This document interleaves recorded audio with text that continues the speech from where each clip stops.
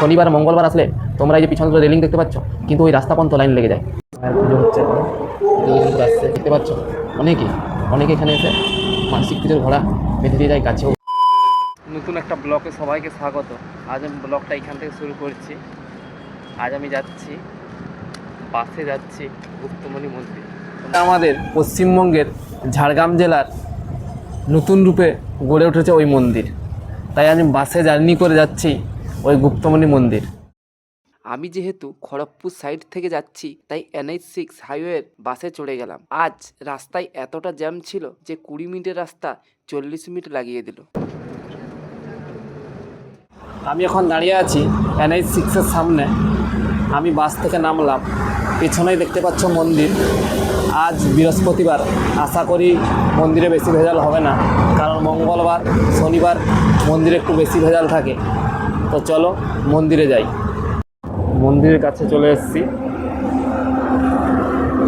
পুরো হাই রোডের কাছেই, NH6 কাছেই মন্দির। পুরো নতুন রূপের সেজে উঠেছে আমাদের গুপ্তমণি মায়ের মন্দির। এটা মন্দিরের সামনের দিক, এখনও পুজো চলছে। আজ কিন্তু মন্দিরে এতটা ভেজাল নেই, কারণ আজ বৃহস্পতিবার।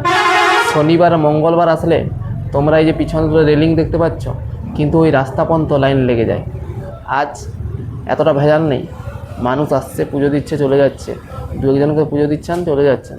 মন্দিরের ডান সাইড এই যে রেলিং দেখতে পাচ্ছ, এখানে কিন্তু পুজোর লাইন দেওয়া হয়। ওই একদম পুরো রাস্তা পর্যন্ত চলে যায়।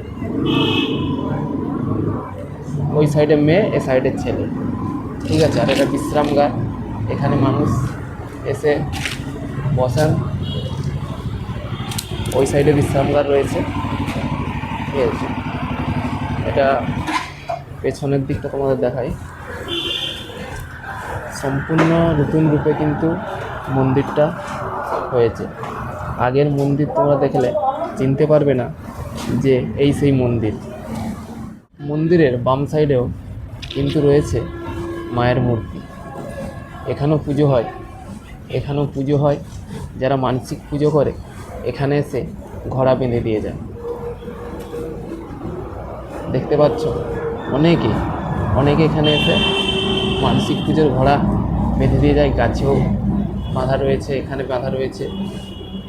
মায়ের মনস্কামনা পূরণ হলে মাকে এখানে ঘোড়া বেঁধে দিয়ে মায়ের পুজো হয়। মন্দিরের পেছন দিক এটা পুজো হচ্ছে, দুজন করে আসছে।